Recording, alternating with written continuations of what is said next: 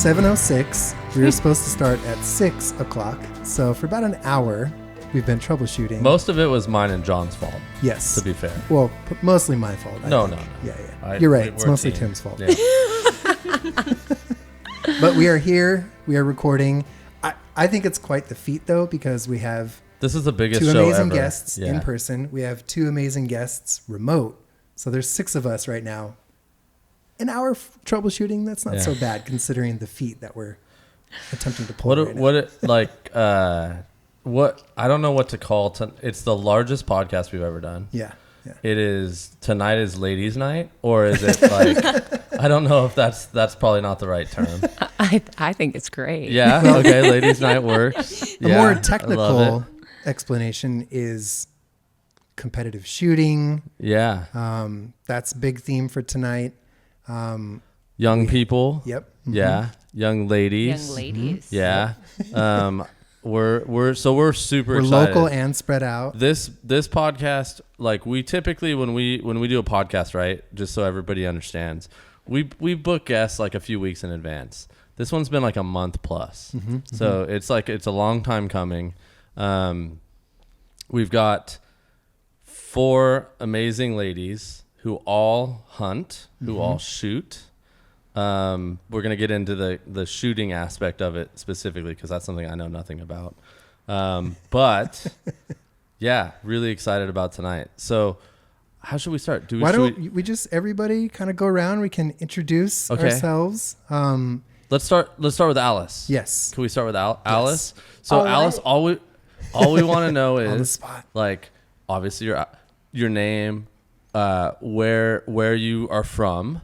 And then maybe like how you got into hunting and shooting, and pretend like none of us know anything. Okay. My name is Alice Wiebe. I am from Bradley, California.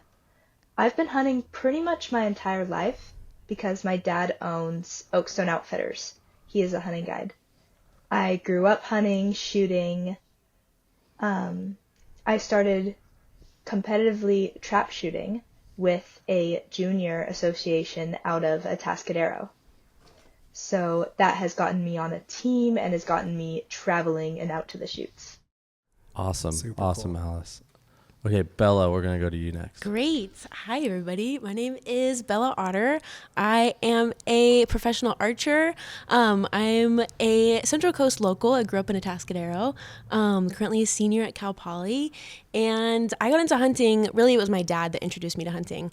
And as far as the whole archery side of things goes, the very first time I ever shot was in Girl Scouts. Awesome. And that was my first intro ever. I was 9 years old and we were shooting at balloons. And I remember being the first one in my troop to pop it. And the 9-year-old ego, I mean, like, as soon as I popped that thing, I was like, oh my gosh. That was a long time ago. That was a long My time 9-year-old ago. ego was like, oh my gosh, I'm so good at this, even though I had no idea what I was doing. But yeah, I was just hooked. And you can see in my 5th grade notebooks, I have like little compound bows doodled in the margins and stuff. Awesome. Like I was totally into it. And sure enough, my parents got me a bow for Christmas when I was 12. And about a year after that, my dad really found Central Coast Archery in San Luis Obispo. Started taking classes there. Shout out. Yep. Yeah. Started taking classes there. And those guys really laid the foundation for me. And that's how I got started. Yeah. That's so awesome. Very cool. Rihanna? Am I saying that right? It's Rihanna, right? Not Rihanna. Rihanna. Damn it. Okay. It is. Damn it. But it's okay. See? I answered to both. I'm so used to it. I need to get my South back. Rihanna. There you go. Yes. So my name is Reanna Franz. I'm originally from Coral Springs, Florida, and I am currently in Auburn, Alabama, pursuing a career in veterinary medicine. I'm a first-year veterinary student at Auburn University. War Eagle. I grew up War Eagle. I grew up hunting from a very young age. It all started actually with archery. I was competitive in archery throughout elementary, middle school.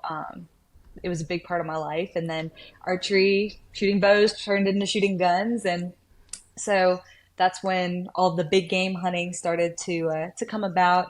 My dad grew up in Pennsylvania, and so we have a lease out there now where we hunt with him and all of his buddies that he grew up hunting with. And it's kind of sentimental because my dad's dad taught him how to hunt on the same mountain that he taught me how to hunt on. And so we've been going up there ever since I was itty bitty. And big game hunting turned into bird hunting. And to practice for bird hunting, we'd have to shoot clay targets. And so we became members at a sporting clays ranch about 2 hours away from me, now known as Quail Creek Sporting Ranch. And my freshman year of high school, I joined a CTP team, which is the Scholastic Clay Target Program. And yeah, that was my freshman year of high school, and that's kind of all she wrote.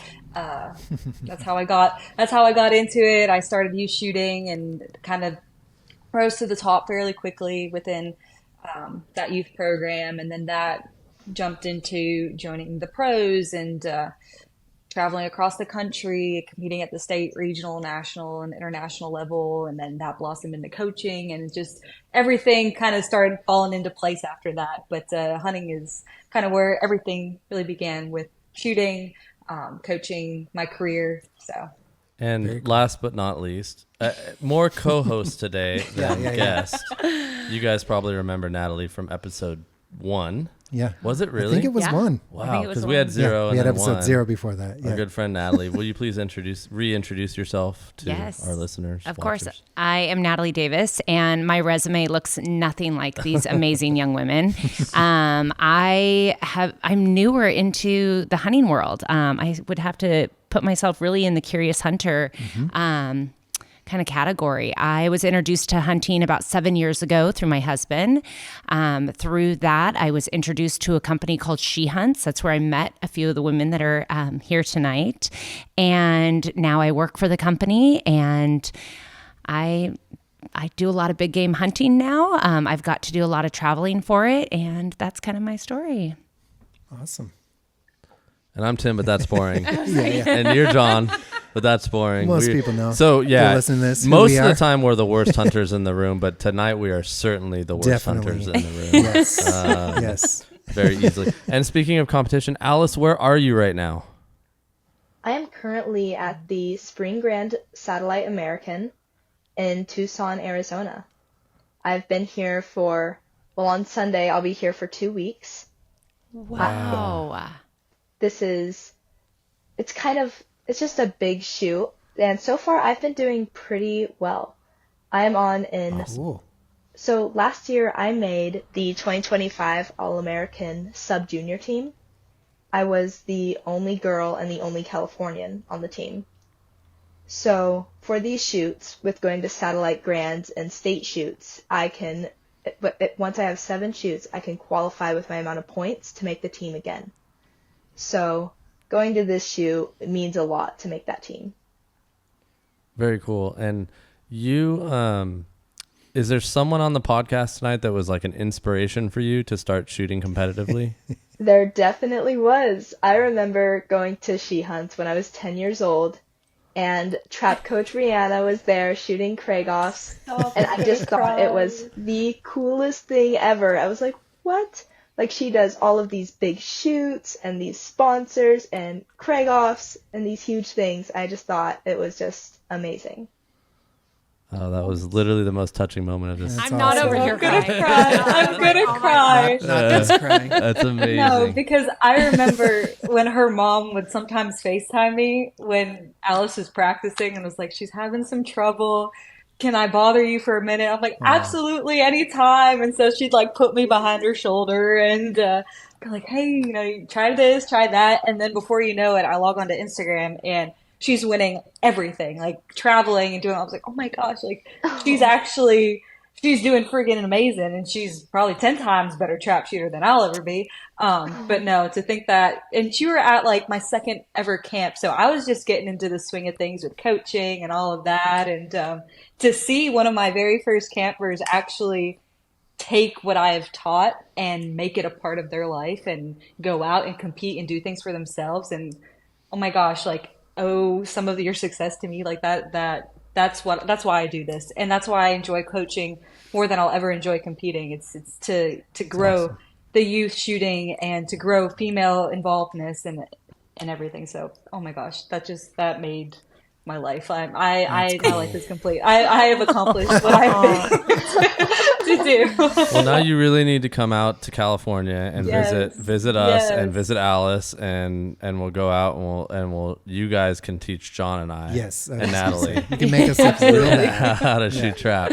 And I think important to like back up a little bit. So John and I sort of had, and Natalie, we kind of had the idea for this podcast, getting introduced to Bella, and then Natalie and I started talking, and things snowballed, and we realized like, oh my gosh, we know all these amazing ladies that are at different stages in their sort of shooting careers and lives, frankly.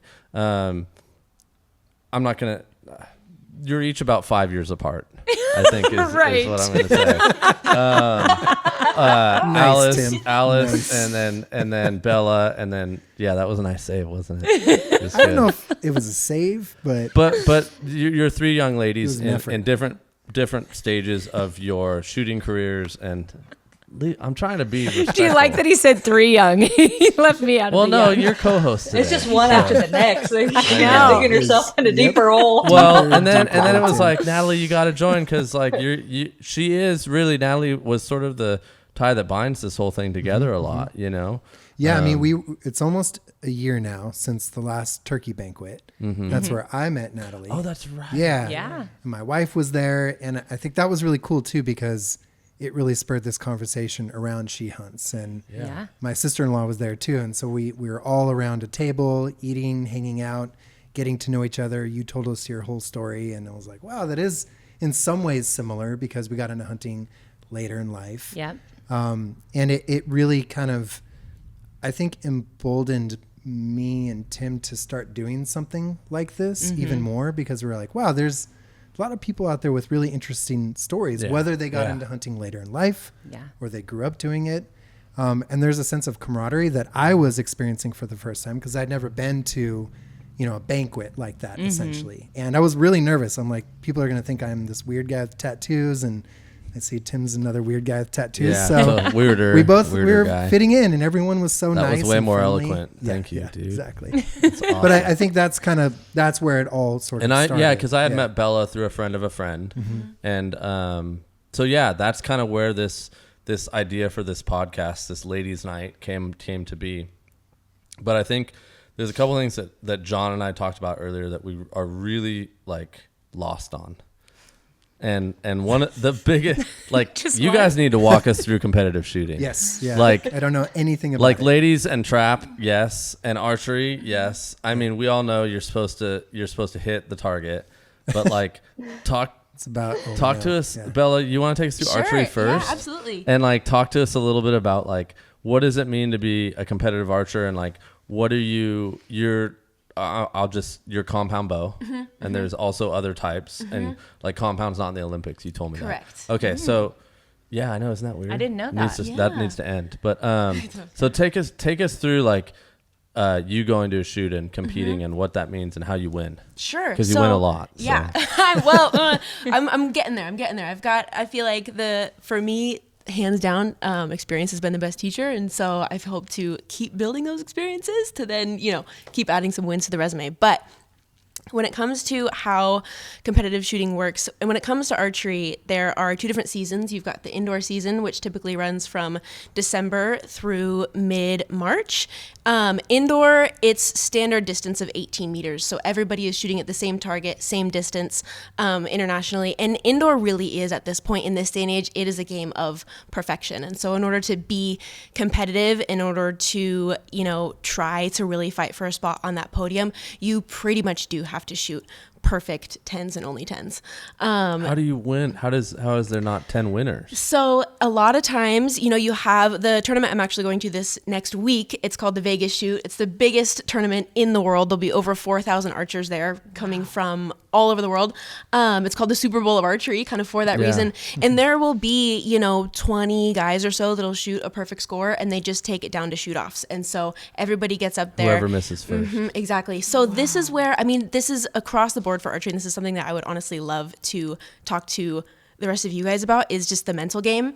My coach Blair, him and I half joke that archery is 90% mental and the other 10% is in your head.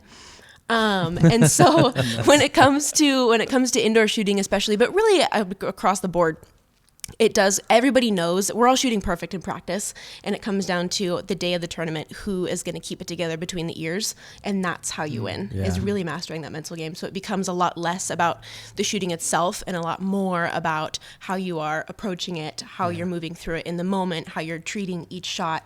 That's really what gets you to win. And how many rounds is there generally? Like you start, I'm assuming there's however many people in that round, and then it eliminates, and like Alice said she's at her competition for 2 weeks now. Yeah. How long? That's really long. That's is that way quite longer? long. Yeah.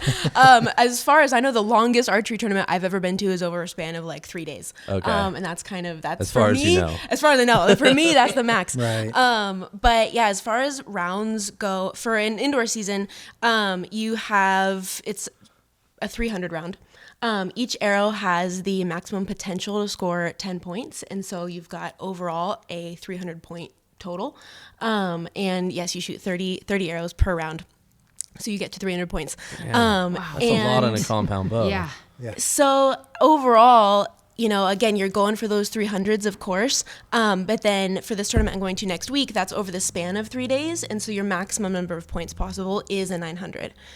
When it comes to outdoor season, outdoor typically runs from picks up right after indoor, so mid-March through August.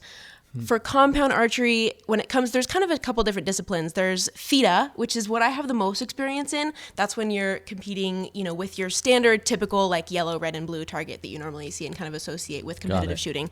That's a standard distance of 50 meters, so about 55 yards or so. For recurve archery, it's 70 meters. So what you're watching when you're watching the Olympics is they're taking shots at 70 meters, which is like 77 yards. It's out there. Wow. And they're still like perfect. Yeah, for real. So for outdoor season, typically the way those tournaments run, the FIDA tournaments at least, you've got one day where we have a qualification round. So everybody shoots all together and you get ranked just based on cumulative score. Okay. The following day, similar to like a Sweet 16 lineup, you kind of go through your head-to-head single elimination matches. Yeah. And so those can get kind of intense because you've only got 15 arrows per match. And at the end of those 15 arrows, whoever has the highest score, they move on. And whoever doesn't, then you're done. And so again, that mental game. I was like talking about the mental game. But that mental game again and again and again and again, that's what decides it, is what's happening in your head.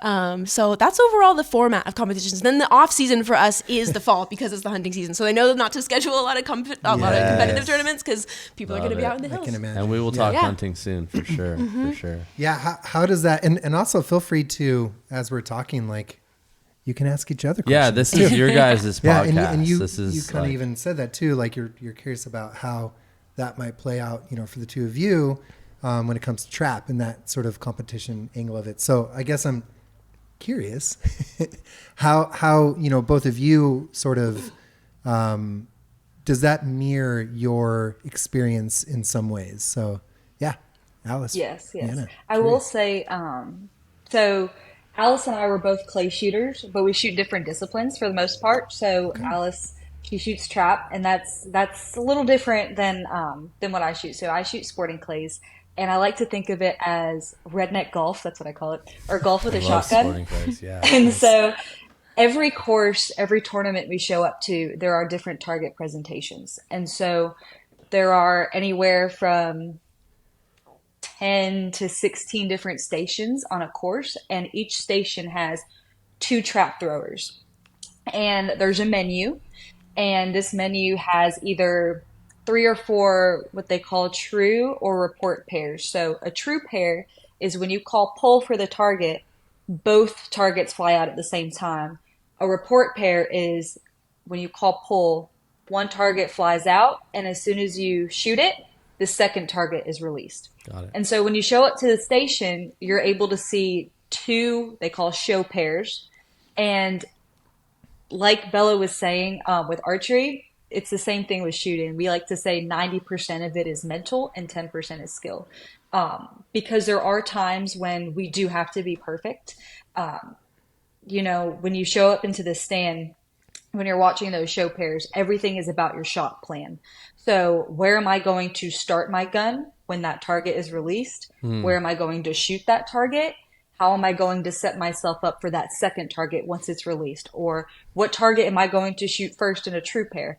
And so you're standing there and you're watching these target presentations, and you really have to think about what your game plan is. And then when you shoot that first pair, okay, did I miss a target? And then it's, why did I miss that target?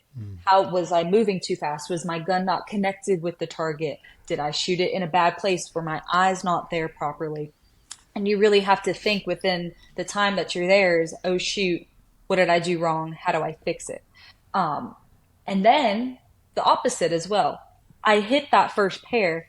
Now, how do I execute it again? Because running a station and shooting 3 or 4 perfect pairs, that is just as difficult as messing up that first pair and trying to figure out what you did wrong to perfect it the second time around. And so then it becomes a game of repetition. And okay, I have to keep my gun in that same spot, make that exact same movement, get my eyes to where they need to be. And so a normal main event standard is about 100 targets. And so keeping that mental game, let's say I just shot a really bad station. Let's say I dropped a few birds, and that's in your head. So you have to try to leave that there when you move on to the next station, because the next station is a completely different set of targets.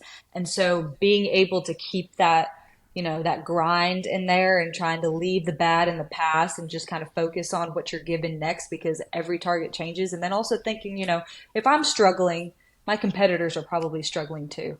But, we're also shooting. Yes. How's the point structure work? If you're shooting 100 clays, what's the point structure on that? Because you're saying if you drop, so if you miss, you drop birds. How does that how many points is that? Yeah, how many points are you losing it's one. out there? So we shoot 100 targets. Okay, 100 so every target is a point. Is a point. Yep. Got it. Yep. Okay. So that's standard. Now, when you get to your really big competitions, main events typically run Saturdays and Sundays. So 100 birds Saturday, 100 birds Sunday. But some, when you go to nationals, we have 300 targets and we shoot 75 targets Thursday through Sunday. And then some are 3-day mains where you shoot 66, 66, 68, something like that. But then there's also a bunch of side events running as well. So another big side event that we shoot is FITASC. And that is a French-derived discipline in clay shooting where there's a bunch of different rules, and I won't get into all of that. But you have to start from your hip. So you're not pre-mounted, you're starting from your hip. And you have to wait until until you actually see the target flying in the air before you move your gun. And there's singles and there's doubles and all kinds of stuff. All sorts of rules. But I'm also very competitive in that. And then other different side events that just it's sporting clays. But they're just in different little arrangements. But what's crazy about sporting clays is it's supposed to simulate hunting. And so, like I said, every course is different.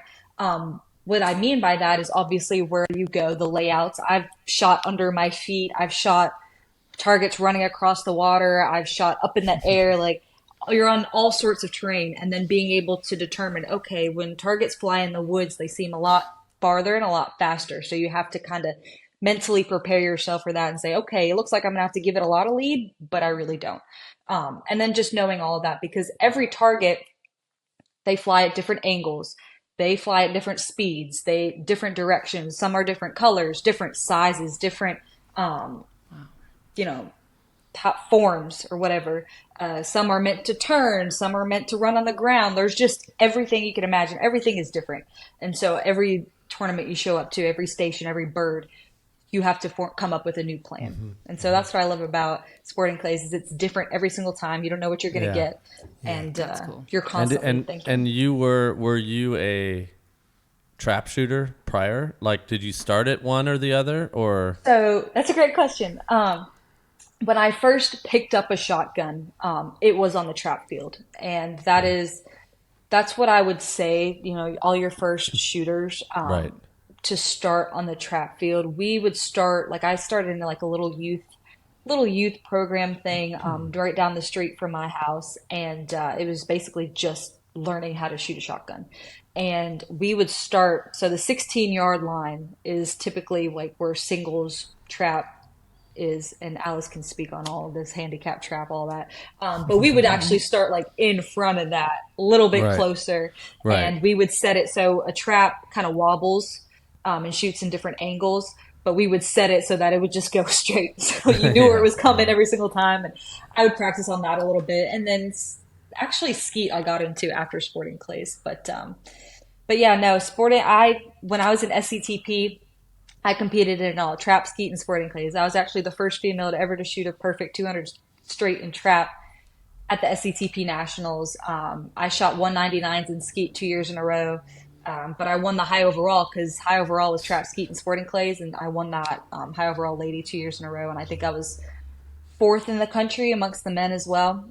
So when I was in high school, I was in my prime. I set a lot of records, and I did it then. And then once I hit college, everything kind of went downhill a little bit. But hardly.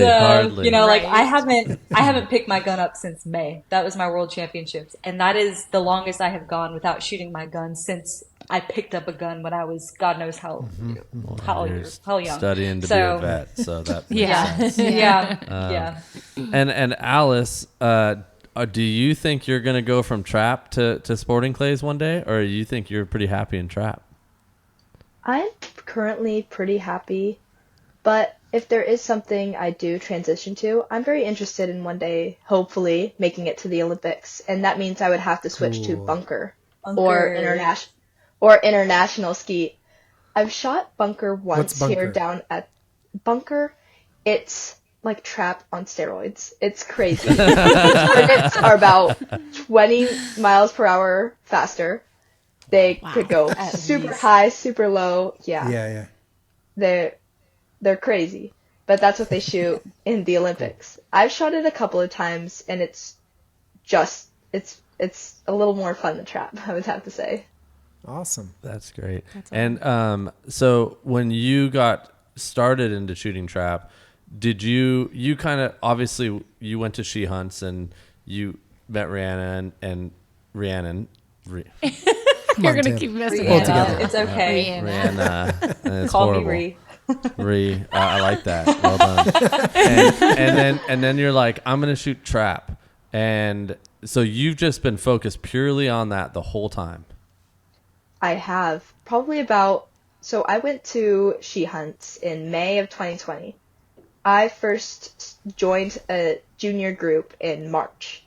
So I joined that, and it was like we all stood in the single line at 16 yards shooting 3 targets a night, just trying to learn how to pull a trigger. And then when I went, and it was always just something like, just another thing to add to our Thursday schedule after school. It was just for fun. And then I went to she hunts, and I saw Rihanna in her decked out vest shooting the Craig off at the targets all fast. And I was like, whoa, like this is so cool. So I went home and I researched everything, all the different programs. I was like, yeah, this is what I want to do. So starting the next year, and then in 2022, I was 11 years old and I competed at my very first SCTP shoot. And that was 2 events. It was 100 singles and 100 handicap. And handicap is singles you shoot, it's 1 target at a time at 40 miles an hour from the 16-yard line. In handicap, it depends where you're starting. So when you start out, they'll put you at the 19-yard line for that event. And then if you shoot 96 or above, you'll get punched back a yard. So at the next shoot, might be 20-yard, and you can go all the way back to 27. Wow. So that was 200 birds that day. And I remember after the first 100 just being I was so exhausted. But then by the end of that day, and they're doing award ceremonies, I shot an okay score. And the divisions they put me in was 5th grade and younger. So it wasn't too difficult. I got a 3rd place little medal. And I remember getting it and shaking. And I called all my friends. I was like, guess what? I actually called all of my little girlfriends I made at she hunts that year. So I was like, you guys. That's amazing. That's so rad. Man, I want to go to she hunts. So just a little side note. Where's he hunts? The first everywhere. So we'll get into that later. Yeah, good point. The very first She Hunts camp I attended was a mother-daughter camp. Oh, cool. And that's where I met Alice and her mom, Sarah, because I took my stepdaughter, Jordan. And so when she says that she sent messages or called all the girls, they had a text thread that went for years. And, Are you serious? Oh, yeah. And I think it was ended so like last year, sweet. maybe. You just weren't on it. Oh my Yeah. Oh, that It was makes my heart so so happy. sweet. And that was only Reanna's second camp. So here we are. I mean, it's been how many years now? 5 years later, I 5 think years we figured later, it out, yeah. Rihanna's been to almost every camp. I started going to every camp 2 years ago. So yeah, it's been full circle seeing these young ladies. I don't know if you all feel this way, but for me, it's like so many things I've been involved with throughout my life. Like I grew up, I did Boy Scouts, I did a lot of music, school bands, garage bands, skateboarding, like all these different things with friends. And they were all really awesome and fun and exciting. But until I got into hunting, I have never felt a sense of like camaraderie and friendship. And I don't know, I want to hear like if that is, it sounds like that's the case for you. Does that feel different than other things you've done with people and friendships you've made? And maybe why? I mean, for me, I think it's just because it's such a special, hard, difficult, meaningful thing. And maybe the bonds that are created through that are just different on another level. So yeah. I definitely agree with that. Yeah, I think you said that kind of perfectly. Until you've been through it. And I was I'm not going to lie, I was so worried about this. Tim hit my face on it. When the first camp, I know I touched on this in the very first podcast, but I didn't want to go to She Hunts. Being from California, and this is a question I want to ask the two of you, being from California, like how you got started, but I wasn't ready to go be with a bunch of women who I thought had way more experience in the hunting industry than me. And coming from California, like it kind of comes with a lot.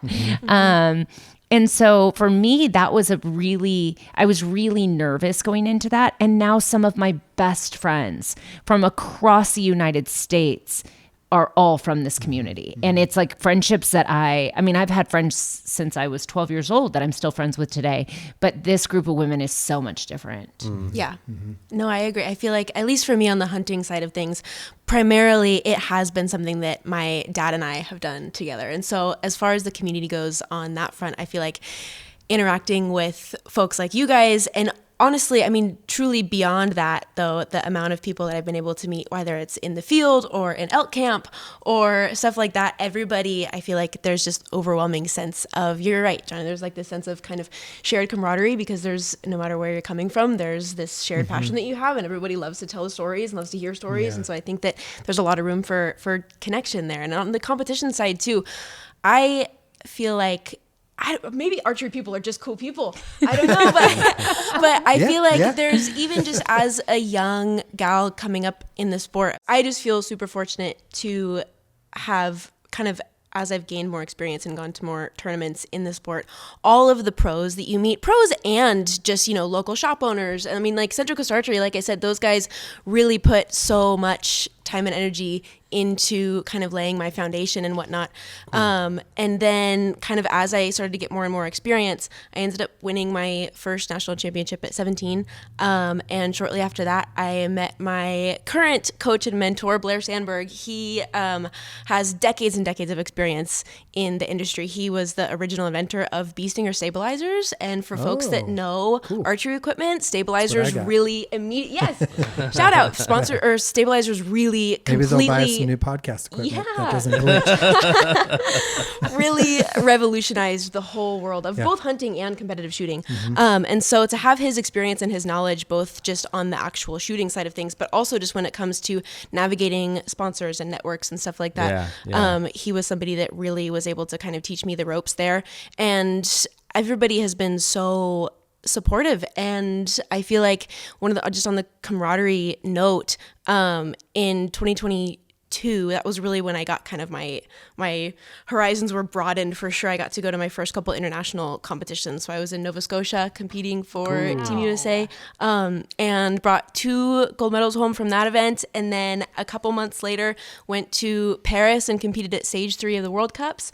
So and then a couple months after that was at stage 4 of the World Cups in Medellin, Colombia. And so to have all of a sudden this community that has felt so special on a national level be expanded to something that, I mean, you have people that are coming from truly all over the world. You're just setting your stuff. You're in the locker room, basically setting your equipment next to gals from Estonia that are like, you know, absolutely amazing and talented. And so to be able to have so many different backgrounds and stories and languages all being in one space, but to be able to shoot next to people that really share the same passion that you do, it's such a surreal and special feeling. And so to me, I mean, the community in both the hunting sense and the competitive sense, like makes it what it is. Yeah. And I think, so I'm you know, Alice and Reanna, that sort of going from hunting to shooting, I wonder if it's similar because it is still, even though you're not hunting, it's a part of hunting. It's a skill you use when you're hunting. So are you aware of that when you're doing what you're doing? Is that in your head where you're like, yes, I know this is a competition, this is clay or whatever, but I know what I'm doing is actually honing in a skill that will make me proficient in the field? Yeah, I mean, for sure. I would say so. You guys hunted before you shot competitively, though, right? Yes. And Alice, Yes. I know you did. Yes.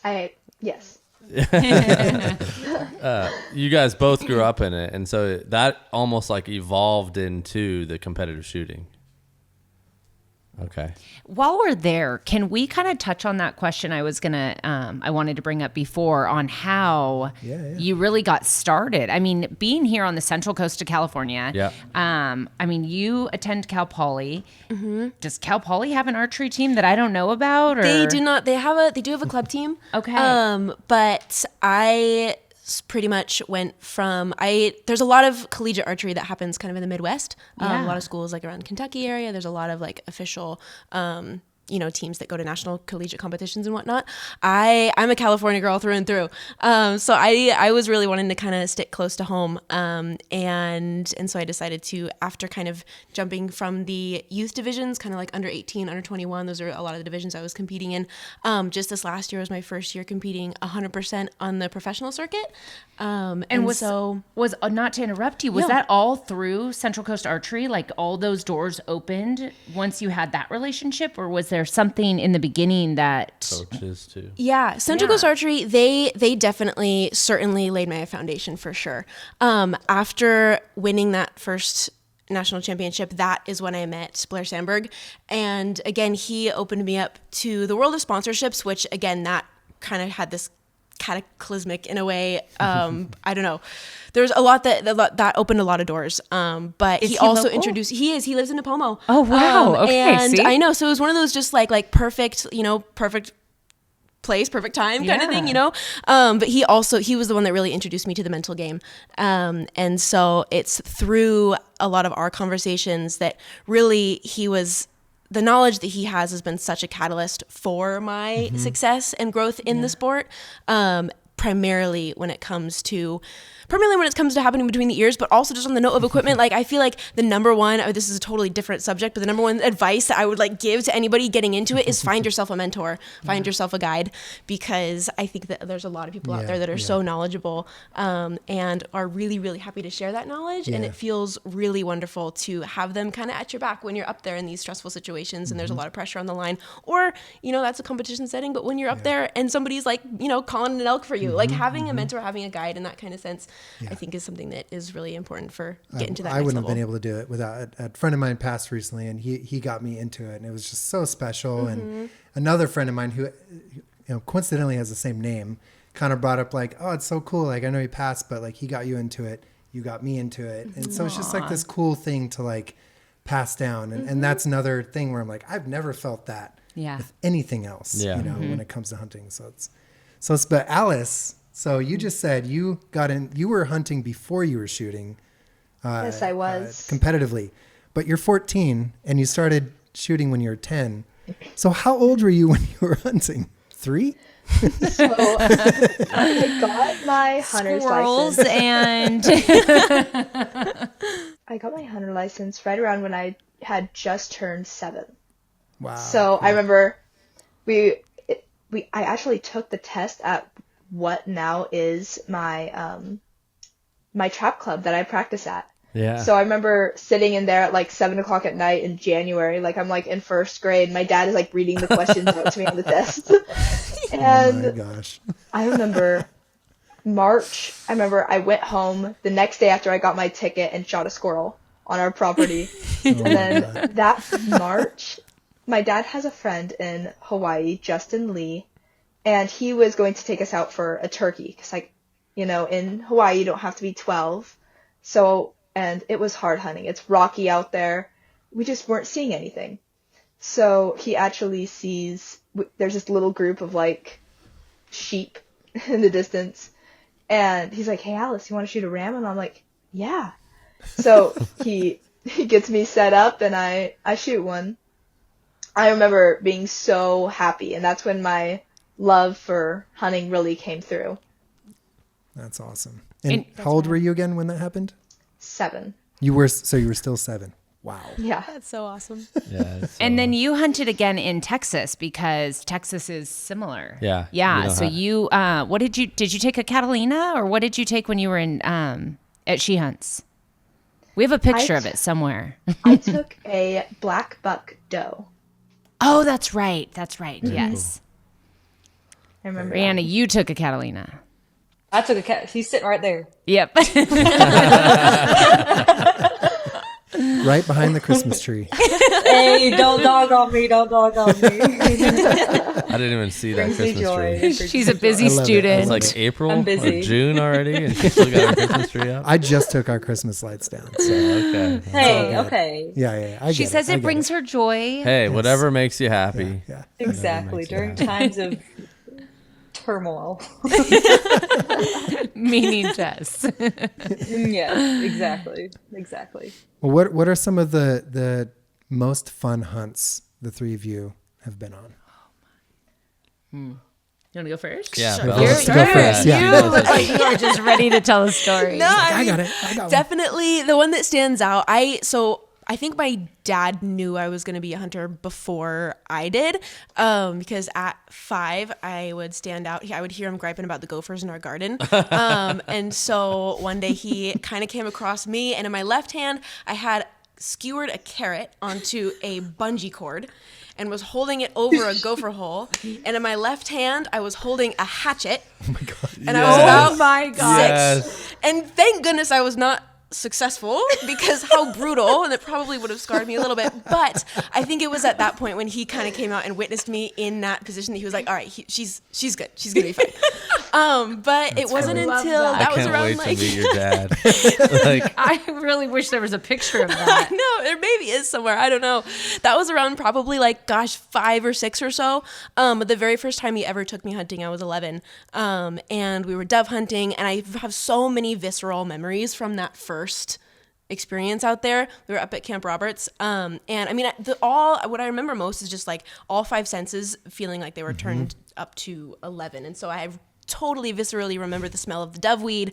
I remember, hearing the doves flying over. I remember listening to the dogs. I remember, just kind of seeing how this awesome landscape was all just interacting with each other. That was the first time I'd ever, at the very end, right as the sun was setting, these elk came in. That was the first time I'd ever seen those. And so to actually see the majesty of those creatures in person, I was immediately hooked after that. But really didn't actually start bow hunting until kind of 2020 or so. We had gone out to Wyoming a couple times on a couple elk hunts, but I didn't have any official success until it was Blair, actually, who was able to get us connected with this super awesome ranch out in New Mexico. And we were able to get some landowner tags out there. And so Blair came with me, my dad came with me.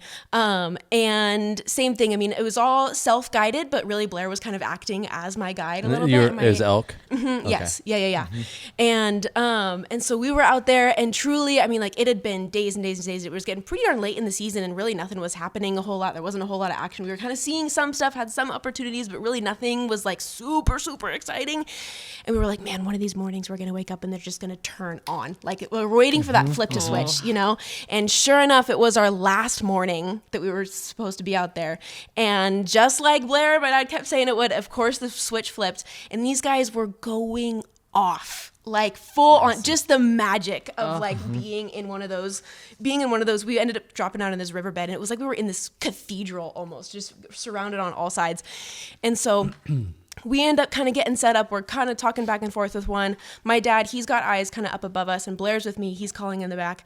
And again, having that sense of all my senses are dialed up to like 11 right now. And I feel like that's what I love so much about it, is because you're so forced to be in that present moment more than anything else. That I mean, like those memories, and in the one hand it's such an adrenaline rush, and on the other hand it's like it all slows down. And so I get in a position, we can tell that this guy's coming in a little bit, Blair's behind me, and I'm still just kind of like, when do I come to full draw? Because I've never actually come to full draw on an animal before. This is like my first time with that whole And thing it's an elk. actually going down. And this guy comes around the corner, absolutely colossal 7x6 monster. Oh my gosh. And so at this point, I was so now stressed. I need it. Right, exactly. But I was actually did the exact opposite, because I was so stressed about it being too late that I came to full draw way too early. You had to hold it. And too so long. I'm holding and holding and holding and holding. And eventually Blair has this picture, because he's like simultaneously calling, but also trying to take a video and also trying to be really present. And so I'm like leaning way back just to try to like lift my arm up a little bit, because I've been at full draw for like 2 minutes.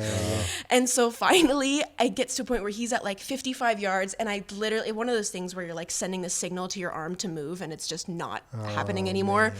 And so I shoot right under him. Oh, bummer. And I was like, oh my gosh. But I immediately load up another one. Blair is super on it with the cow call, so he starts circling back. And I was like, okay. So that we would actually have a little bit of a chance here. And so if you're gonna miss big. Exactly. Yeah.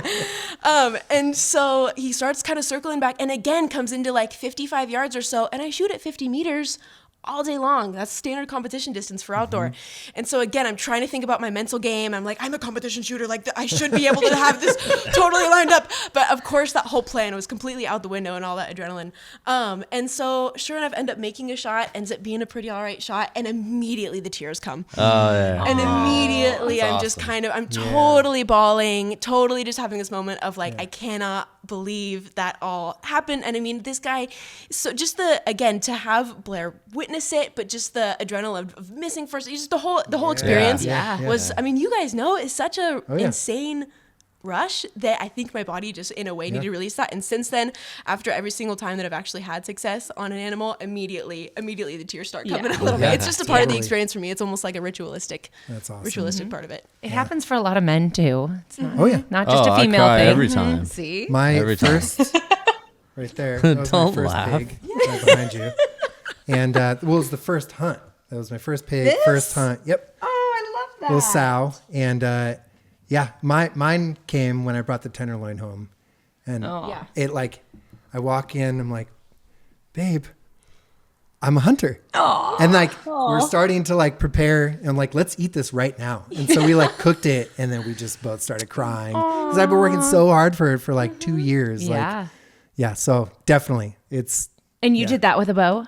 No. Rifle. I have not hunted with a bow. I really want to someday. Well, now you've got a coach. I have one. You but sit next to a coach. I live in Cambria.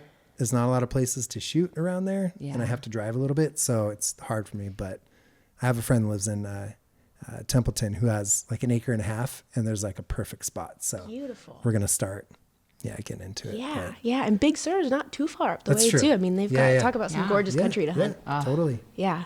Well, how about the two of you? Maybe Alice, like what? You have a favorite hunt? What's your you have a favorite favorite hunt? thing to chase? Oh, my favorite, like my favorite story or my favorite thing? Kind of either Both, or. either. Maybe All both. both. Yeah. All right. I love a good classic California pig hunt because it's something to do with my dad. You know, that's his main business. And I remember my first one when I was 12 years old. It was my first big game hunt. And I remember we went up behind my house and we weren't really expecting to see anything. It was just evening. And there's this massive boar sitting down way past by this water trough. So we parked the side by side we were in. I get out, I lie down. I remember complaining to my dad, like, it's itchy, the grass is poking my arms. And he's like, okay, you'll be fine. And he's like, okay, just squeeze the trigger. So I do, and I hit it pretty well, and it just went straight down.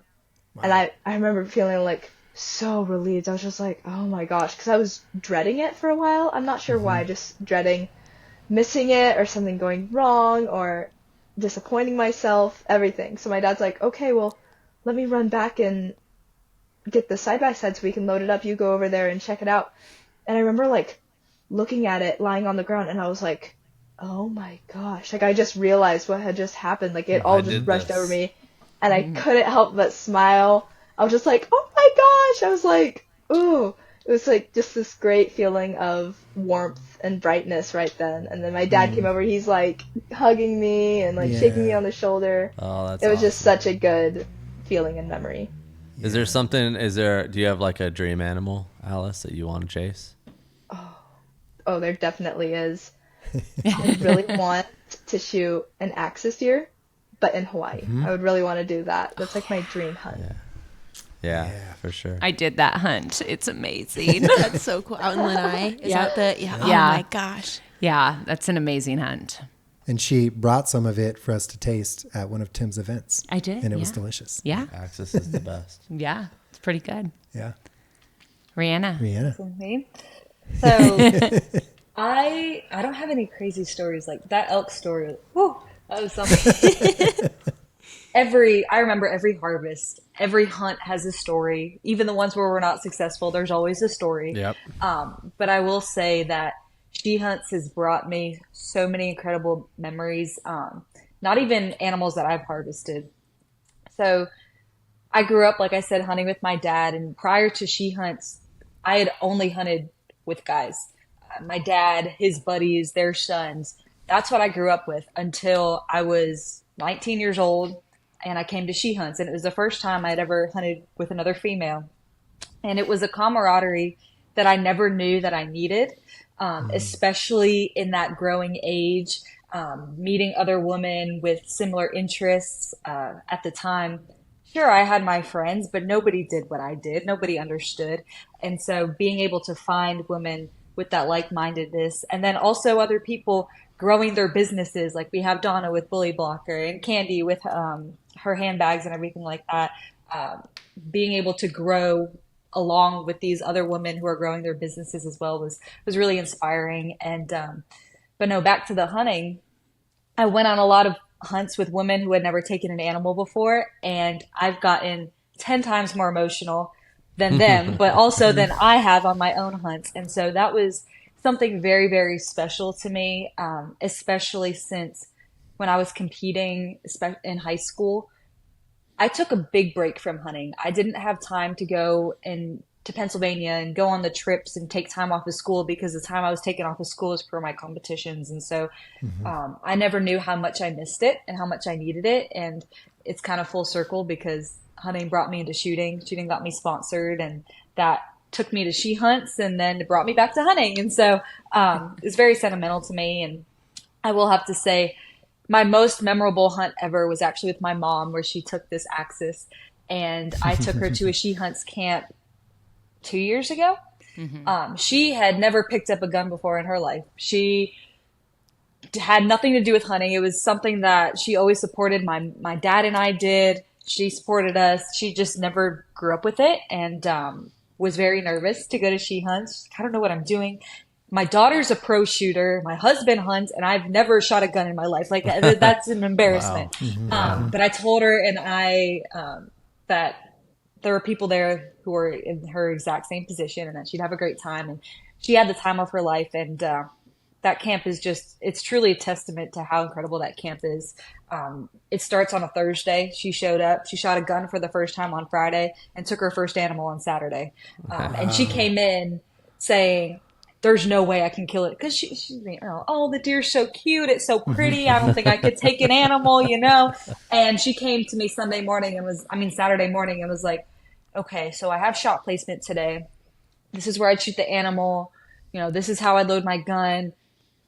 All of these things, asking me all the logistics. And I'm like, oh, so you're going to shoot an animal. She's like, I think so. Because I told her, I said, if you're coming to she hunts, you're going to take an animal. Like, there's no question. You're not going to go hunting after this. So you're going to take an animal here. But she was for it. And we put her on that axis. And it's kind of a funny story. She was going to shoot an axis doe. And then this axis was actually management. It was broken on one side.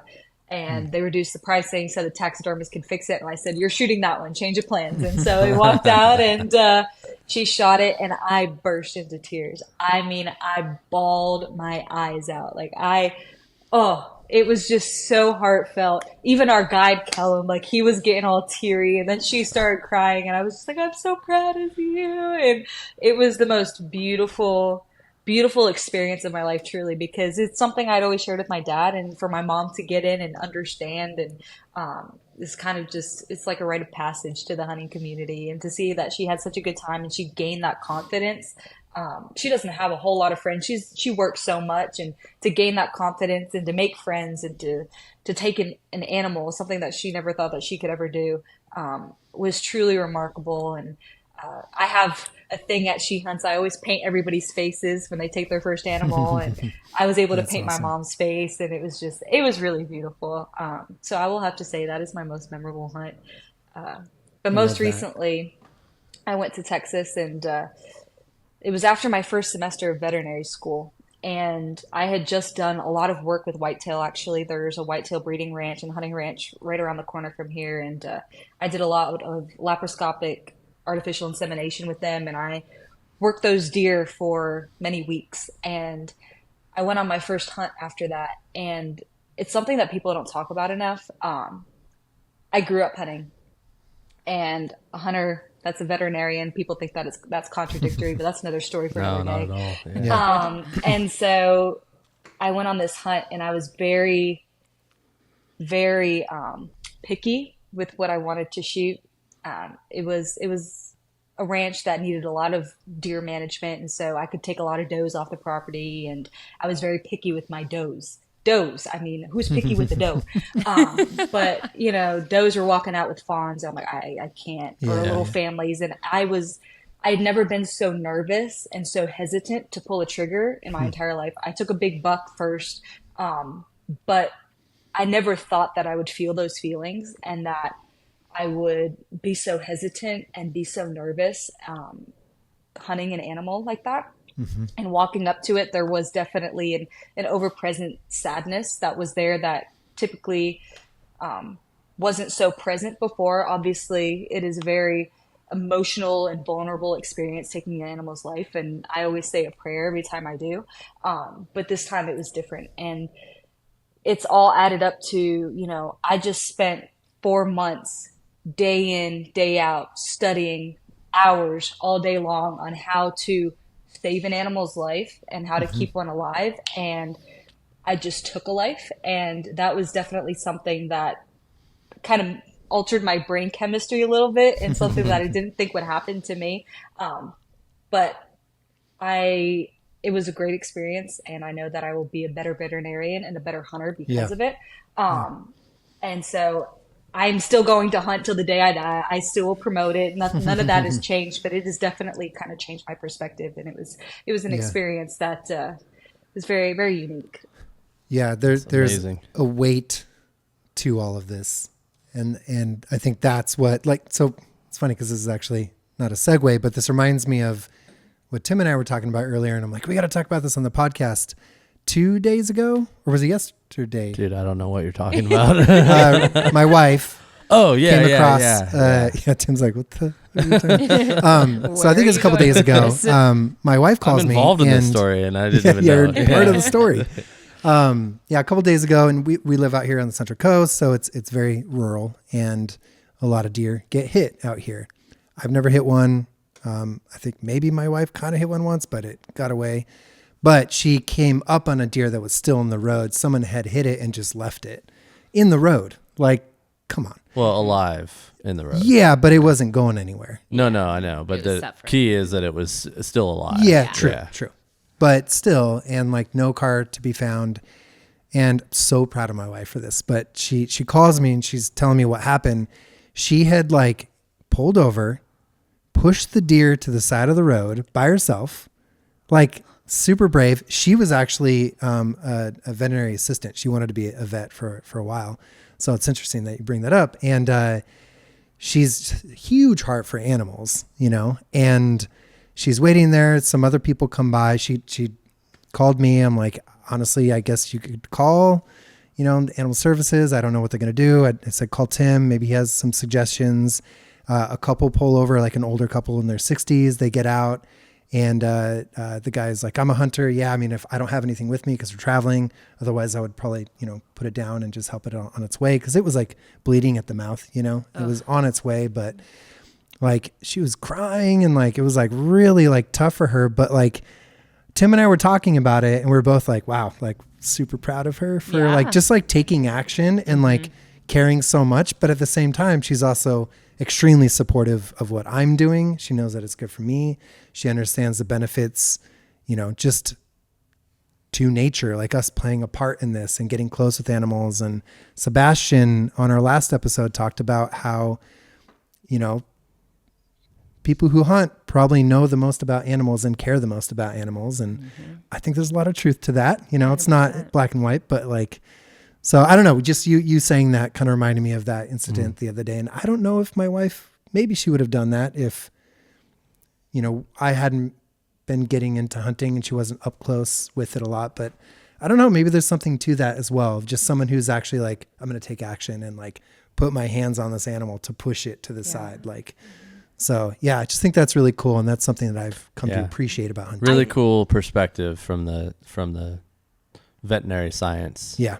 And I think it's a really big, you touched on it a little bit. I think it's a really big misconception that hunters just kill animals. Like that is not like, I mean, as Reanna just stated, like, and I do the same every time I take a life. I thank the Lord for that animal. Cool. Yeah. That animal is feeding my family. And I've always said, I've always considered myself a meat hunter.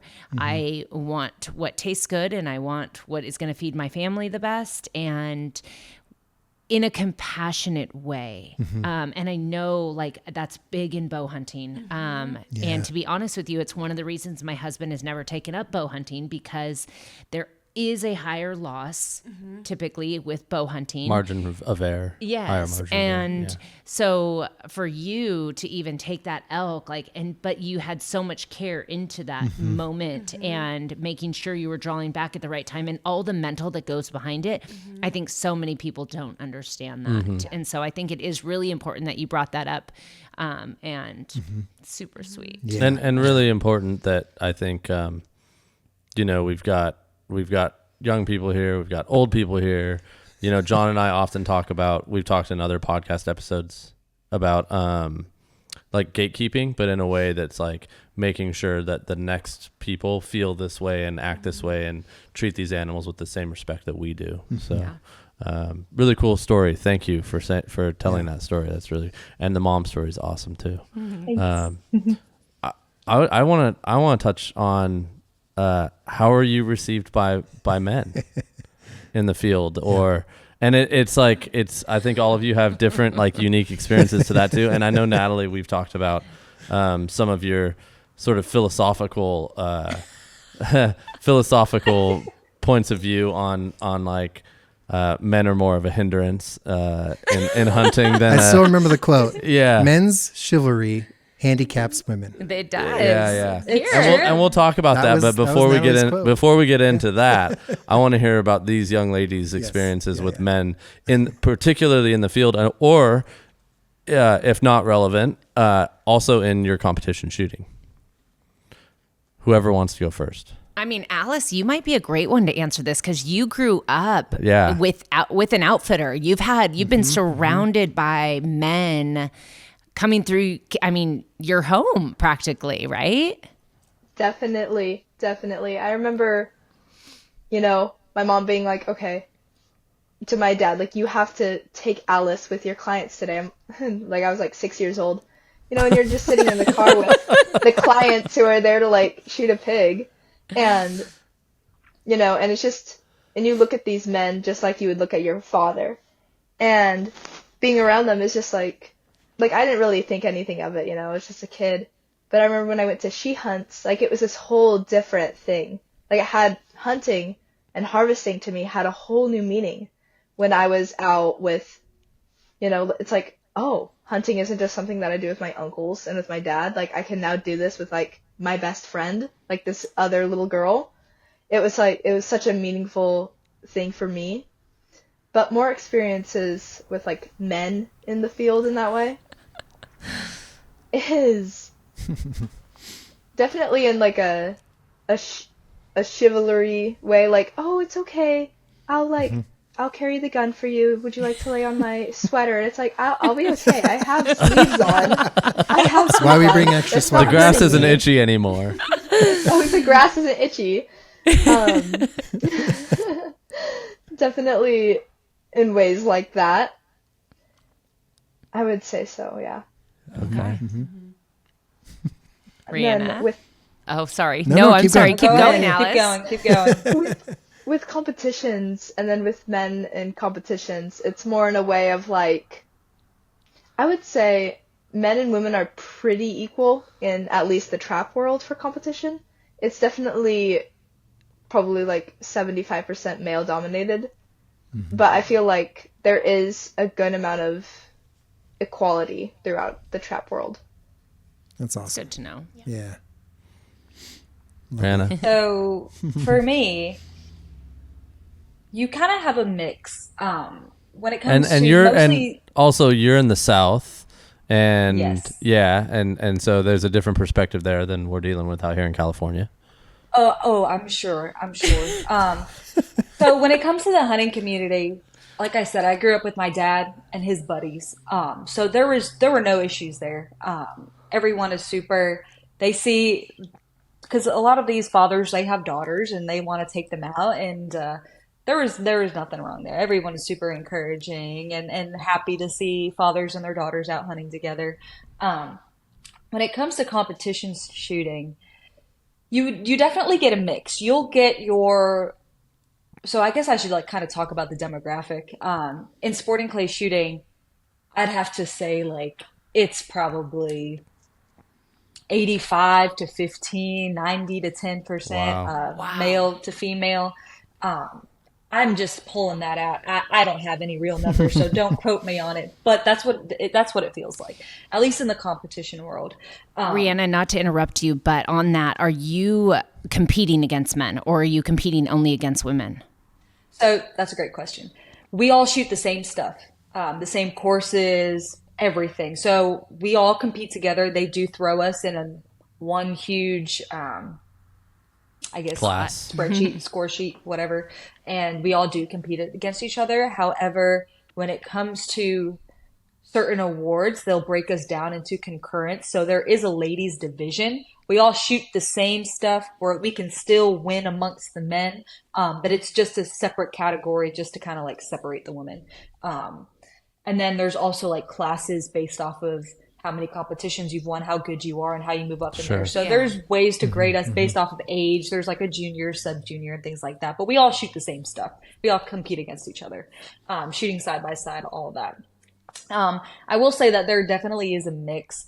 You know, most of your shooters are older, and older men. They grew up shooting with men, like shooting with women. That just was not a thing. And women and the youth shooters are the growing demographics of clay target sports, and so it's something that people aren't used to, and it's starting to make its way. And so you'll definitely have people who, like I said, are not used to it, and they'll throw comments, and sometimes they mean nothing by it, but it still means something. And they'll throw you down, or they'll make a snide remark, or pretend like you don't know what you're doing, try to give you advice or pointers or whatever. But once you shoot, then they stop talking. Let the gun do the talking. I would love to be a fly on the wall Exactly. during those moments. Right. And She just takes watch out the it's video the of her best. shooting Their upside faces. down. Yeah, especially when you walk up, like when I was in SCTP, I'd have to practice trap and skeet, and so you'd walk up to the line, and I'd always be the only girl at the range. I'd always be the only one, and I'd shoot perfect 25s, and they'd be like, "Oh, okay, we're gonna listen to you." And then you'll get the super sweet people that are like, "Oh, she's gonna beat you every single time. Like, don't even try." And so you definitely do get that mix. I have been told straight to my face, like, "Oh, you're not gonna win in that shoot off. You're a girl." And I'll turn around and say, "Watch me," and then that just kind of gives you your fire. You do. And so I love it. exactly. Awesome. And so I have, like I said, set records where there's just one competition in SCTP. It's called Last Man Standing. And it was basically a handicap trap Annie Oakley. And it was at the 28-yard line, 27-yard line.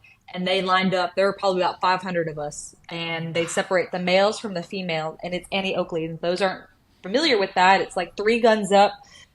They throw a target. You shoot. If you miss, then the second gun shoots, and if they hit that target, the first person's out. And if the third person hits it, then the first 2 are out. And so they keep doing that all the way down, and you're standing from the 28-yard line, which is really far from the trap. And so I'm not a trap shooter. A lot of these people were trap shooters. They have their high ribs on their guns and everything like that. I was just sporting clay shooter, just saying, "Oh, what the heck? I'll try it out." So they separated all the men, all the female. I had never shot from the 28-yard line in my life. And lo and behold, they had the final male and the final female. I was that final female, and I beat the male. And I was the first female ever to do so much that they had to change the name from Last Man Standing to Last Competitor Standing. And then I went the following year, and I won it again. And I was the first person to ever do it 2 years in a row, and a female.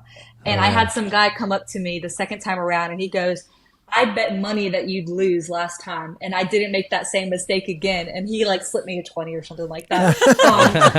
But you have people that you can hear, especially in those shoot-offs, in the stands, whatever. Yeah. You can hear them, and it's all about tuning them out and knowing who you are and what you're capable of. And once you shine, once you do your thing, then that's all you need to do. You don't need to respond. You just shoot, and then they'll quit their foolery. Beautiful. So, Back to that mental game that you were talking about. Absolutely. Oh, absolutely. Yeah. Well, it's unfortunate that you have to do that. Like, you have to prove your point. But kudos to y'all for doing that and pushing through all that BS to prove a point. And being the ones to kind of change, make some change. I will add, it gets a lot worse once you're sponsored, because then you get people saying, "Oh, you're sponsored for your face. You're sponsored because you're a girl," and there aren't a lot of girls that shoot. You're not as good as the men that are sponsored. You're sponsored because of the way you look, and that is another thing as well that can kind of get in your head too. Talk to us about the archery world. Yeah, when it comes to, I feel like the hunting side of things, very similar. And I mean, you all are convincing me to go to she hunts literally right now. Like, I'm ready to book a plane ticket. I'm there. But yeah, for the most part, definitely. I mean, the numbers don't lie. You're far more likely when you're out in the field to run into other male hunters than you are female hunters. And every time I've been in elk camp, I've always been the only gal in there for the most part. But for me, again, it's never really changed my perception of how I approach, the sport itself or what I'm doing itself depending on who I'm surrounded by. But I've had other people, again, kind of like you were saying, Reanna, kind of project their perceived limitations of what you can do or cannot do onto me. One time I was at a tournament, and it was actually right after that super awesome elk hunt, same story.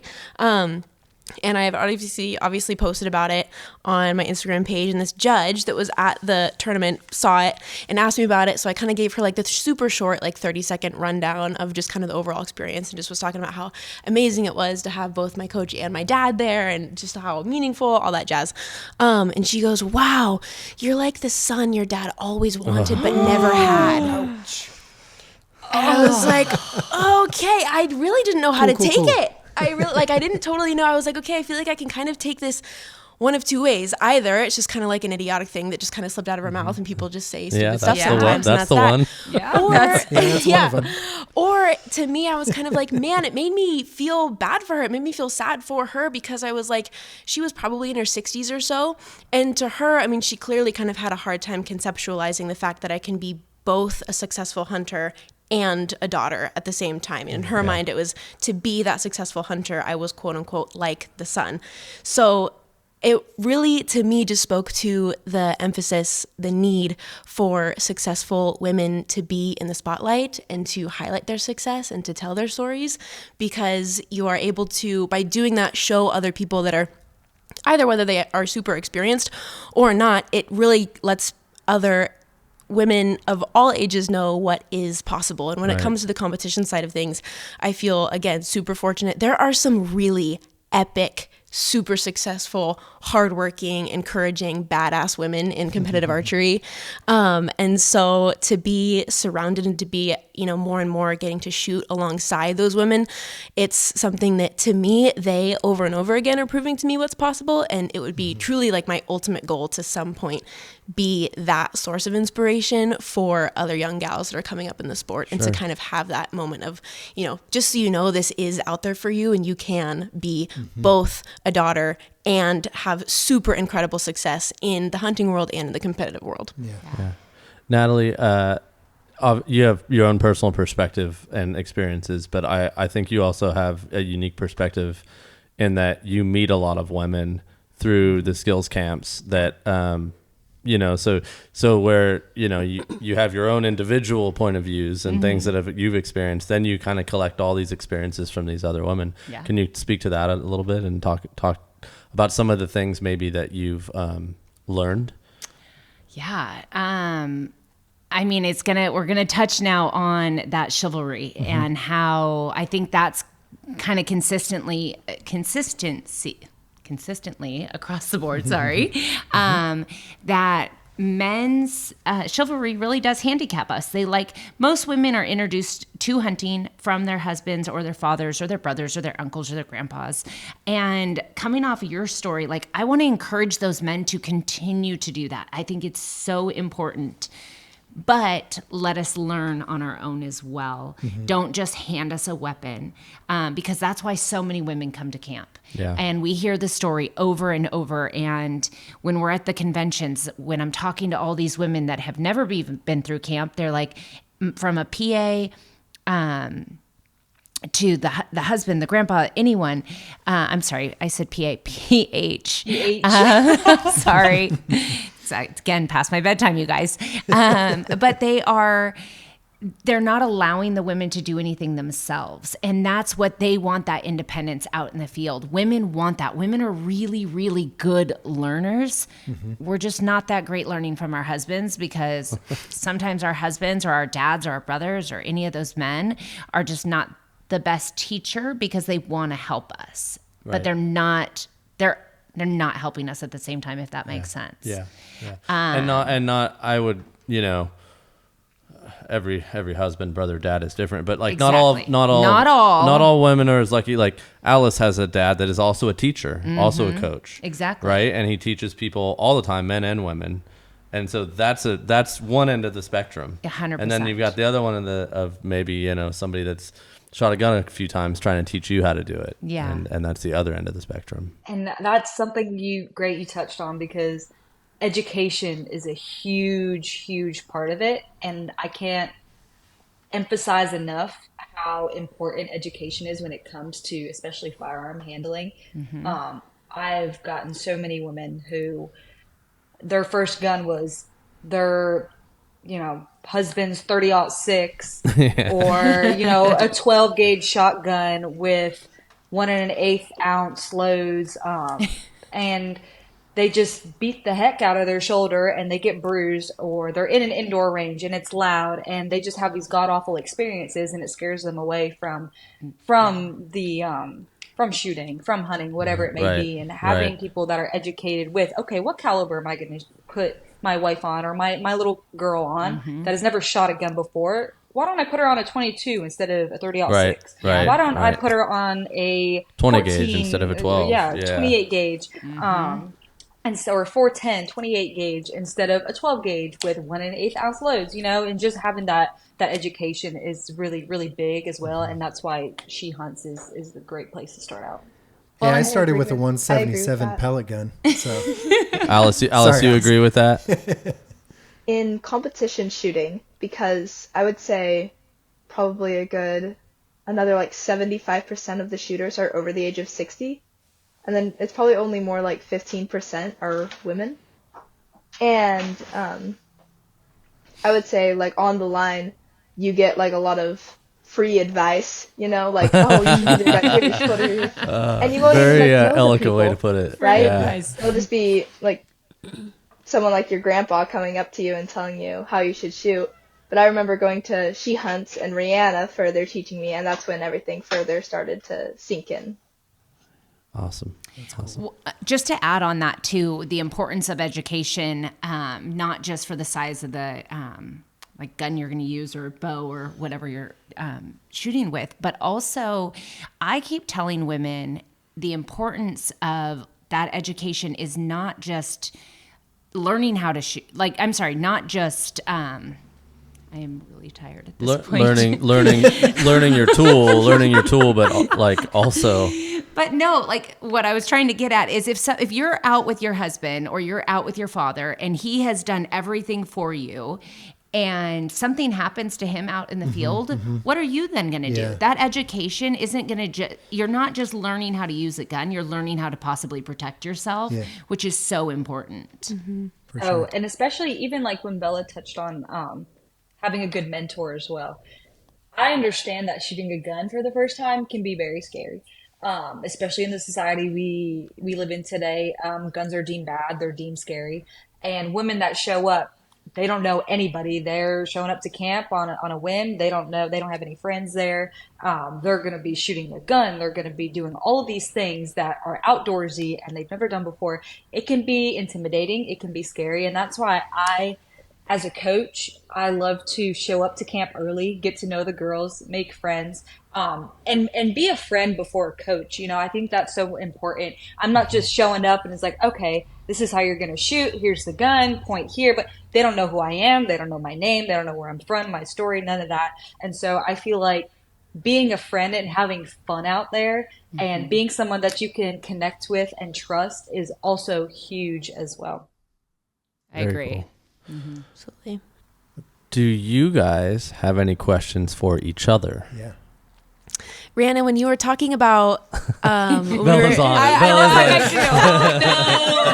it. No. When you were talking about just the way I feel like just again, because that mental game is such a huge part of the sport itself. And you were talking about how I think there's a lot of overlap there in your approach to a target and kind of assessing, making your plan and committing to your plan. And then that aftermath and kind of the assessment, the feedback stage of, okay, what was great? What can I take from this? And then that let go stage also, I feel like is something that is super, super critical for being able to kind of move on and focus on what's next and what's in front of you. But I'm curious, in the moment when you're actually taking the shot, like from the moment you say pull to the moment that it's already done, is that more something that you would say is happening subconsciously because you've shot hundreds of thousands Muscle of memory times? type of stuff. Or are you kind of consciously walking your way through something? I'm curious because there's some interesting kind of like dialogue or some discourse about that in the archery world as far as just the leaning into your subconscious versus keeping your conscious busy and just kind of the operation of all of that. And I feel like in the last couple of years, it's been fascinating to read a lot about that and whatnot and to kind of tap into that side of things. So I'm curious how you approach that kind of in the shot itself. I am so impressed by that question. I know, right? Someone that's not even a clay shooter, and you touched on be out of a job in a main thing minute. that we all struggle with, and the main thing about clay shooting. As I mentioned, that all of these targets are different, all these target presentations are different, and you'll come to find that some types of target presentations you struggle with, and others you can shoot with your eyes closed. And so, really. So like the easier ones for everybody or like for individually, I can shoot that target all day long. I can set up even earlier or even closer to the trap on this target so I can make it easier for that second target, if that makes sense. And so being able to kind of play with your comfort zones is huge. for those easier targets or those targets that you are confident you can hit every single time, your subconscious, that muscle memory kind of takes over. You will show up to a station, especially these big competitions, where you look at a target and you're like, I don't know where to shoot it. I don't know how to shoot it. I've never seen this before. Let's just kind of go out on a whim. And then that's when you're really thinking while you're shooting, while you're moving your target, while you're moving your gun. And but mainly, I like to say, if you start thinking, then you're in trouble. So a lot of your shots are instinct based, and a lot of she hunt shooters or campers will hear me say this a lot. A lot of it is instinct. Trust yourself, and that is the one thing that I had the biggest trouble with is I wouldn't trust my ability sometimes, and I'd show up to a station and I'd overthink. And once you start thinking, you start what you call measuring. And when you measure, you're looking at, so you're supposed to be looking 110% at your target, both eyes open on the target, not on your gun.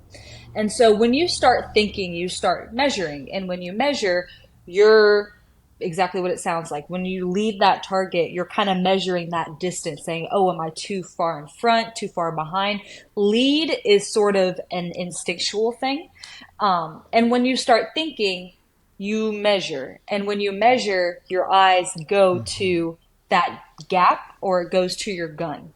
And so you lose sight of that target, and then that's when things go haywire. And so once your eyes move to your gun, your hands do what your eyes do.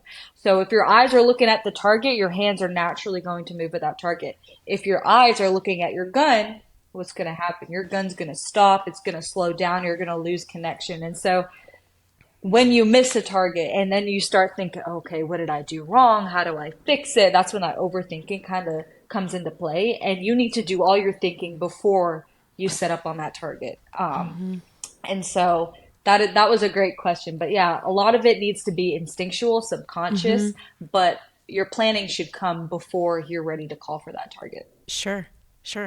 Great question. Yeah. Great question. Alice, Great question. any questions for the other girls? Oh, I would like to ask Reanna a question. Sure. How did you start reaching out to companies for the sponsorships? Good question. So that is a good question. And a lot of the youth shooters have gotten really caught up in sponsorships. They think it's the best thing ever, and they're great. They really are. The support that I receive from my sponsors, I could not be any more blessed. I receive no pressure. You know, I'm out of the game right now. I'm not shooting as much, and they're all like, we'll be here when you get back. Don't worry, school comes first. And they're really supportive of me. So I want to thank them for that. I did not reach out to my sponsors. So the sponsors came to me. And so once you start going out to these competitions and you make connections with people, they're going to find you. They're going to see your names at the top. They're going to see you in the podcast. They're going to see you in the magazines and wherever you may be, your presence on social media. And it's a small world, as you may know. You know, the shooting community, it is very small. And when you put yourself out there, it may be through social media, really just be a good ambassador for the sport, and people will come to you and they will find you.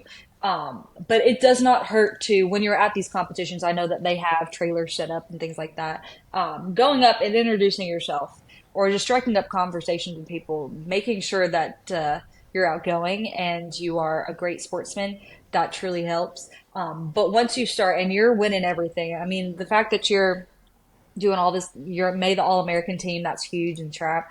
But also, you're 14, you're young, and you keep doing what you're doing. By the time you reach my age, you will have the sponsors. A lot of companies, they don't want to invest in youth shooters simply because what happens? They go to school, they change their mind. I don't want to do this anymore. And they don't want to invest a lot of their resources into kids that are going through school and finding out who they are. And that was one of the big things that I faced. I was Krieghoff's youngest sponsored shooter, and they took a chance on me, and they're still with me to this day, and they've brought me to y'all, and I'm very thankful for them. But I didn't land my first sponsor. I was 16 or 17. So you have time. The sponsors don't really come with a lot of these younger youth shooters typically because they don't want to invest. But it's not because you're not good enough. It's not because you haven't been out there, you haven't shot enough. Just keep doing what you're doing, and by the time you reach around my age, you'll be getting phone calls. I think you could answer that question as well. Yeah. For archery. I also was super, super fortunate at 17, and I agree, Reanna, same dealio, in that, like, especially, not a whole lot of people wanted to take on a 17-year-old gal from California, you know what I mean? But PSC, they Precision Shooting Equipment, they're one of the top bow manufacturers in the game, if not the best, in my humble opinion. I agree. I agree. Yes.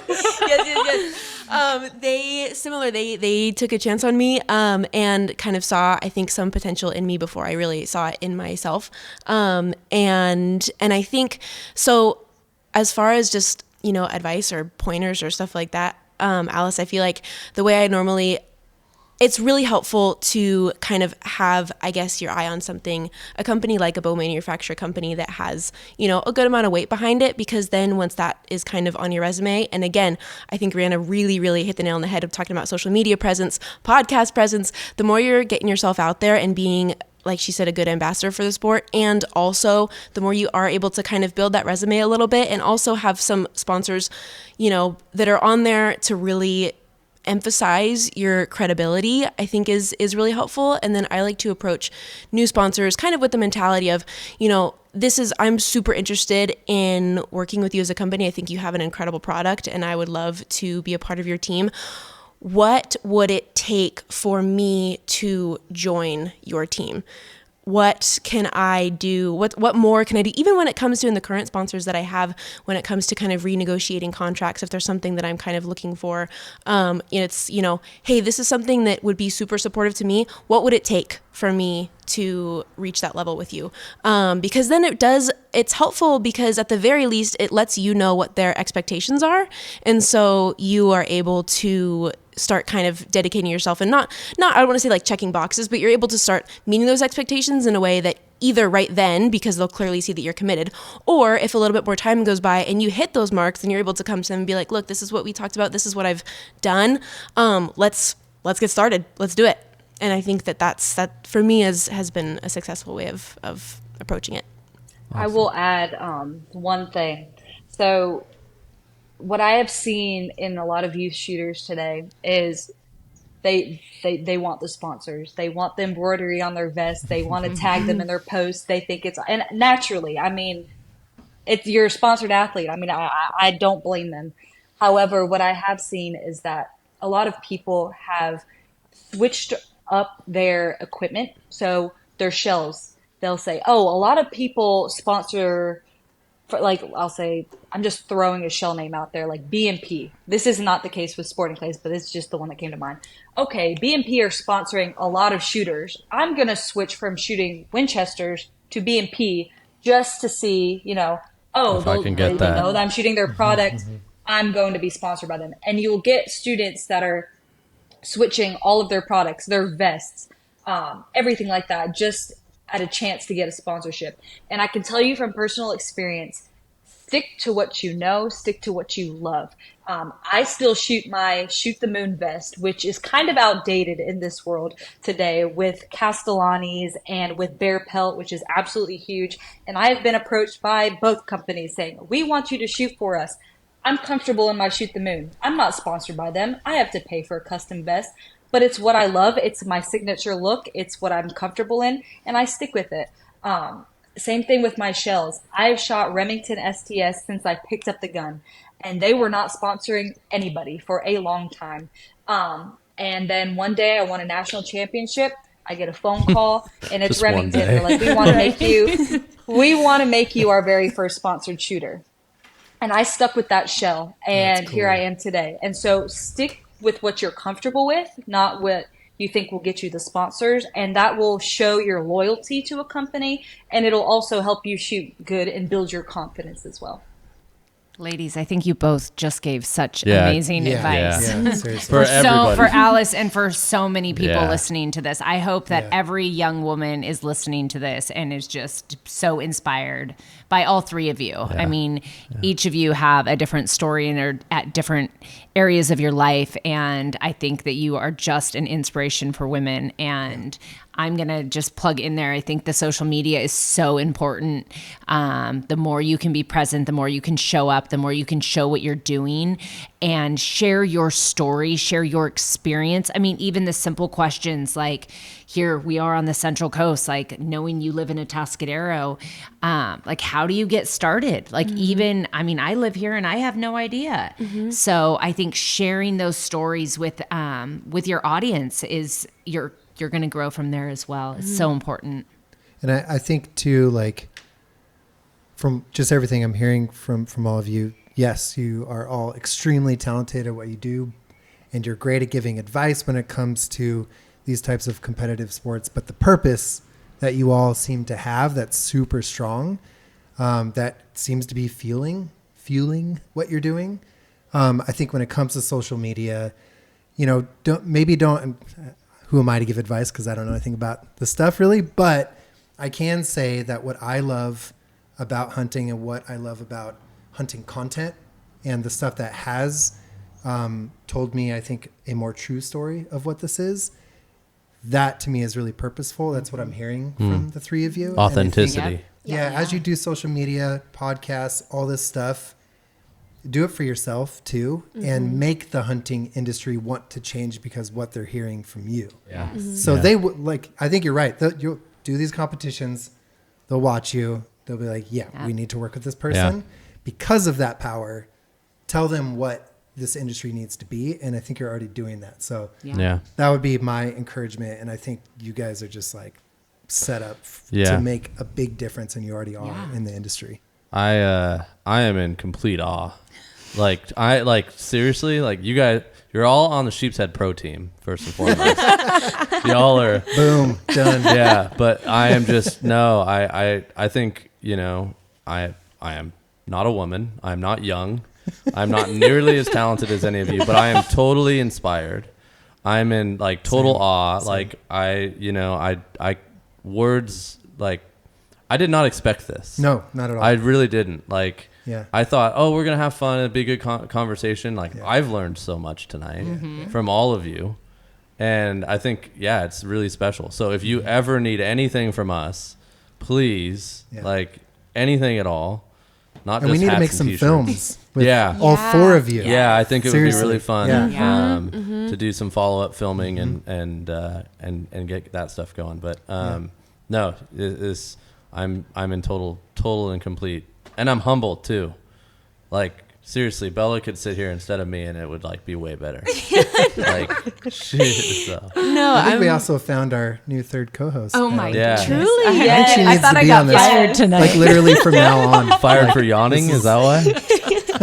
No. This has been really, really fun. Do any of you guys have any other questions or any other comments or anything? I mean, I think Reanna just has to come visit since she's now part of the Sheep's Head Pro team. Yeah. Yep. Yes. You're the I will furthest make it a south point. pro team member, so we got to get you out here. Wait, Alice, I'll do you make know it out. Alice, do you know somewhere that we can go shoot some pigs?